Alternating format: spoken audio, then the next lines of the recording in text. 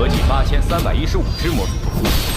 已经被我。 पिछले एपिसोड में demon emperor ने अपने पूरे आर्मी को रेडी कर लिया था और अब वो होली वार को स्टार्ट करने के लिए रेडी हो गया था। अब अगले सीन में हम देखते हैं कि कुछ सोल्जर अपनी जान बचाकर भाग रहे होते हैं और कह रहे होते हैं कि हमें इस न्यूज के बारे में जल्दी से बताना होगा। लेकिन तभी हम देखते हैं कि एक और सोल्जर अटैक में फंस जाता है, लेकिन इसके बाद भी वो अपने साथी से कहता है कि तुम जल्दी से जाओ और उसे अपने जान के बारे में कोई चिंता नहीं होती। जिसके बाद हम देखते हैं कि वो सोल्जर भी किसी तरह से भाग कर आ गया था और वो इसके बारे में मास्टर हान और बाकी लोगों को जल्दी से बता देता है। तब हम देखते हैं कि इसके बारे में सुनकर मास्टर हान भी पूरी तरह से हैरान हो गए थे और कहने लगते हैं कि ये क्या है, क्या हाओ चेन इमोर्टल है। अब इसीलिए हम देखते हैं कि इसके बारे में जानकर मास्टर हान काफी परेशान हो गए थे और कहने लगता है कि आखिरकार वे हाओ चेन से क्या करवाना चाहते हैं। तब यह सुनकर एक और मास्टर कहता है कि यह चीज केवल अचानक से रिवेंज लेने के बारे में नहीं है, बल्कि इस पर डीमन क्ले ने अपने जिस आर्मी को यहाँ पर भेजा है वे पिछले हजारों साल में भेजे गए सबसे ताकतवर हैं। अब इसीलिए हम देखते हैं कि वे भी इसके बारे में जानकर काफी परेशान होते हैं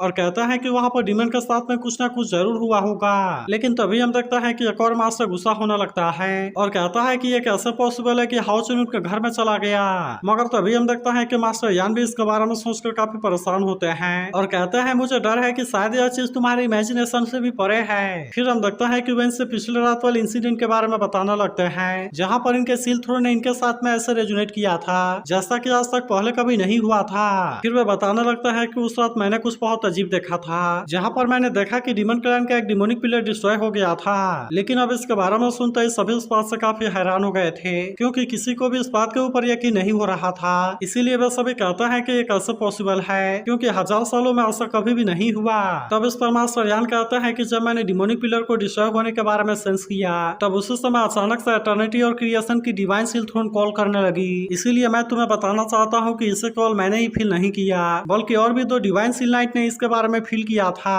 फिर वह कहता है कि थ्रोन शायद हमें कुछ बताना चाहती है और शायद वो कहना चाहती है कि हमें डील करना होगा। लेकिन इसमें भी सबसे अजीब बात यह है कि इसे पहली बार और आखिरी बार हाओ चेन नहीं ट्रिगर किया था। जिसके बाद हम देखते हैं कि इसके बारे में सुनकर सभी हैरान हो जाते हैं और वे इसके बारे में कुछ भी नहीं बोल पाते। लेकिन वही मास्टर हान को इसके बारे में समझ आने लगा था और वे कहता है ऐसा लगता है कि डिमोनिक पिलर का डिस्ट्रक्शन असल में हाओ चेन से ही रिलेटेड है। लेकिन अभी भी हम देखता है कि वे इस पर यकीन करने के लिए रेडी नहीं होते और वे कहने लगता है कि वे तो केवल 7 लोग हैं और इसके अलावा उनका ग्रुप अभी केवल हैंडसम लेवल में प्रमोट हुआ है और इसीलिए ये समझ में नहीं आता कि वे इसे कैसे कर सकते हैं। तब इस पर एक मास्टर कहती है कि हम इसके बारे में फिर से बाद में कभी सोचेंगे क्योंकि इस समय हमारे लिए हाओ चेन और उसके साथियों को खोजना सबसे जरूरी है और इसीलिए हमें सबसे पहले इसके बारे में सोचना चाहिए। तब हम देखते हैं कि मास्टर हान भी इसके लिए रेडी हो जाते हैं और वे कहते हैं कि अगर डीमन हंटिंग टावर के पोजीशन के बारे में बात किया जाए तो इस बात से कंफर्म है कि हाओ चेन और उसका ग्रुप आखिरी बार जैकवा सिंह के पास में अपीयर हुआ था जो कि एक्सोर्सिज्म पास के सबसे करीब है। तब इसके बारे में जानकर मास्टर यान कहते हैं कि तुरंत ही लीडर का ऑर्डर को इशू करो ताकि एक्सोर्सिज्म पास के नॉन प्रिपेरेटरी पर्सनल को समन किया जाए और फिर वे हाओ चेन के बारे में पता लगाने के लिए निकल जाएं। तब हम देखता है कि बाकी लोग भी ऐसा करने के लिए रेडी हो गए थे।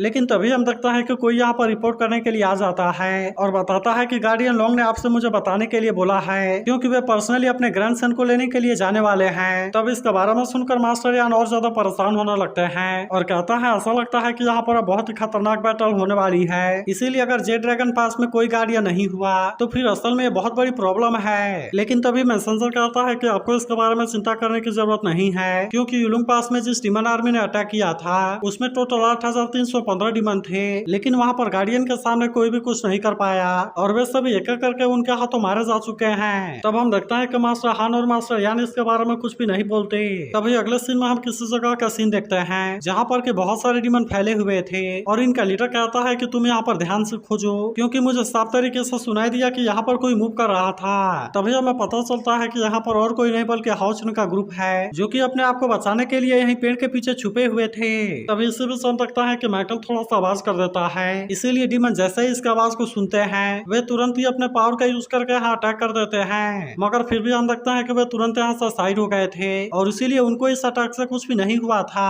तभी इसी भी बीच हम देखता है कि सिमासियान इन पर अटैक करने के लिए रेडी होने लगता है, लेकिन फिर भी हाउचन ने उसे ऐसा करने से रोक दिया था। लेकिन वहीं हम देखता है कि वे डीमन इतना आसानी से मारने वाले नहीं होते, इसीलिए वह कहने लगता है कि तुम जल्दी से बाहर आ जाओ क्योंकि हमने तुम्हें खोज लिया है। मगर अभी भी हम लगता है कि हाउचन जल्दीबाजी में कुछ भी नहीं करना चाहता था और इसीलिए वो इन पर अटैक करने के लिए भले ही रेडी हो जाता है, लेकिन वो अभी भी इनके ऊपर अटैक नहीं करता। तभी हम देखता है कि वे डीमन इनके और भी नजदीक आने लगते हैं, लेकिन तभी हम देखता है कि वहाँ से बॉड बाहर आती है। इसीलिए डीमंस को लगता है कि इसी की वजह से इनको ये आवाज सुनाई दिया था, इसीलिए वे इसके बारे में और ज्यादा सर्च नहीं करते और फिर वे सभी वहाँ से वापस आने लगते हैं। मगर तभी हम देखता है कि सार भी वही पेड़ के ऊपर छुपी हुई थी और उसके हाथ में एक प्यारी सी बर्ड होती है। फिर कुछ देर के बाद हम देखता है कि वे डीमन यहाँ से आगे चले जाते हैं, इसीलिए वे लोग भी अब इसके बारे में कोई ज्यादा चिंता नहीं करते और वे भी अपने अपने जगह से बाहर आ जाते हैं। तभी हम देखता है कि लिन सिन भी इस बात से काफी परेशान होने लगता है और कहता है कि ये तो काफी अजीब है और जेड डीमन माउंटेन रेंज में इतने सारे डीमन क्यों हैं। मगर वहीं हम देखता है कि हाउचन को भी इसके बारे में समझ नहीं आ रहा था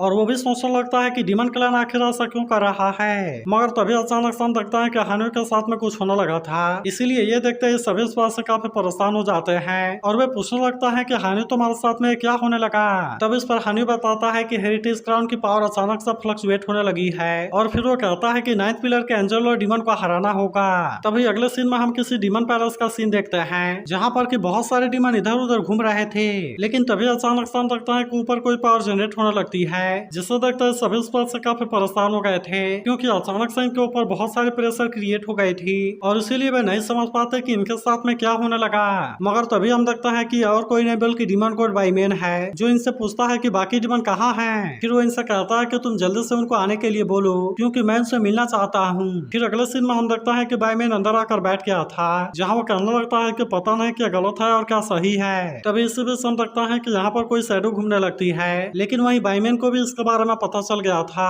और कहता है कि ये तो मेरे हार्ट में है। फिर हम देखता है कि वो डीमन पीछे से अटैक करने के लिए आता है, लेकिन बाईमैन ने अपने पावर का यूज करके इसे बहुत ही आसानी से कैद कर लिया था और अब इसीलिए वो डीमन इसके सामने कुछ भी नहीं कर पाता। मगर तभी हम देखता है कि यहाँ पर कोई और डीमन भी बाईमैन पर अटैक करने के लिए आ गया था, लेकिन वहीं बाईमैन इसे भी बहुत ही आसानी से कैद कर लेता है और इसीलिए वो डीमन भी इसके सामने कुछ नहीं कर पाता। इसके बाद हम देखता है कि वो इनको नीचे पटक देता है, लेकिन तभी हम देखता है कि यहाँ पर एक और डीमन भी आ गई थी और कहती है कि नए कमांडर से मिलकर अच्छा लगा। फिर बाईमैन कहता है कि मुझे एम्परर ने खुद इसके बारे में ऑर्डर दिया है और इसीलिए मैं खुद यहाँ कैपिटल में आया हूँ। लेकिन इसके बाद वो इनसे कहता है कि क्या तुम इस तरह से मेरा टाइम वेस्ट करना चाहते हो। तब हम देखता है कि एक डीमन अपने गलती के लिए माफी मांगने लगता है और फिर बताता है कि जब मैं यहाँ पर आया था तब उस समय मैं कुछ फ्लैटरिंग इंसान के ग्रुप के साथ में डील करने के लिए चला गया था। लेकिन तभी हम देखता है कि बाईमैन इस बात के लिए इस पर गुस्सा होने लगता है और कहता है कि तुमने कुछ फ्लैटरिंग इंसान के लिए इतना देर कर दिया, लेकिन क्या तुम्हें पता है कि अगर तुमने हाउचन को नहीं पकड़ा तो फिर इसका अंजाम क्या होगा।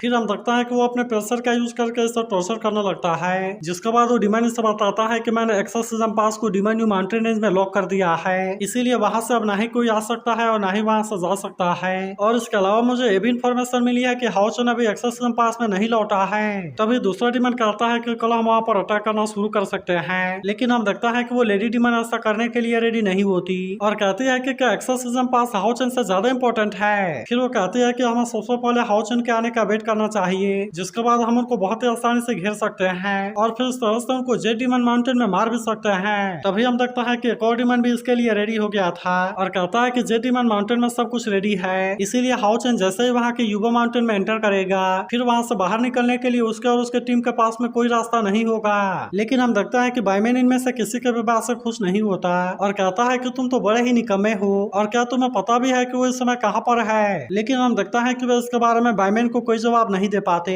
क्योंकि इनको हाउचन को लोकेशन के बारे में कुछ भी पता नहीं था। तब हम देखता है कि बाईमैन अपने एंजेलिक लाइन वाले पावर का यूज करने के लिए रेडी हो जाता है और कहता है कि अब मुझे इसके लिए खुद ही कुछ करना होगा, नहीं तो फिर हम इनके भरोसे हाउचन को नहीं खोज सकते। अब इतनी बात करने के बाद हम देखता है कि वो अपने एंजेलिक लाइन वाले पावर का यूज करने लगता है और कहता है कि एक्सोर्सिज्म माउंटेन का रेंज तो काफी बड़ा है, इसीलिए वहाँ पर हाउचन को खोजना इतना आसान नहीं होगा। फिर हम देखता है कि वो अपने इस पावर का यूज करके यहाँ के क्रिएचर को अपने कंट्रोल में करने लगा था ताकि वो इनका यूज करके यहाँ पर नजर रख सके और इस तरह से हाउचन के बारे में आसानी से पता लगा सके। फिर वो कहता है कि अब से पूरी जगह मेरे एंजेलिक लाइन के सर्विलांस में होगा, इसीलिए हाउचन मेरे नजरों से नहीं बच सकता और इसीलिए वो जैसे ही बाहर आएगा वो इसमें फंस जाएगा। मगर वहीं हम देखता है कि हाउचन को इसके बारे में पता चल गया था, इसीलिए वे सभी वहाँ से बचने के लिए भागने लगते हैं और हानि उनको बताता दिखाता है कि एंजेलिक लाइन केवल 500 मीटर पीछे है। तो अब इसका अगला पार्ट भी जल्दी ही अपलोड हो जाएगा। लेकिन अगर एक्सप्लेनेशन अच्छी लगी हो तो कमेंट करके जरूर बताना, और अगर आप इसके अगले पार्ट के लिए भी एक्साइटेड हो तो इस वीडियो को लाइक जरूर कर देना।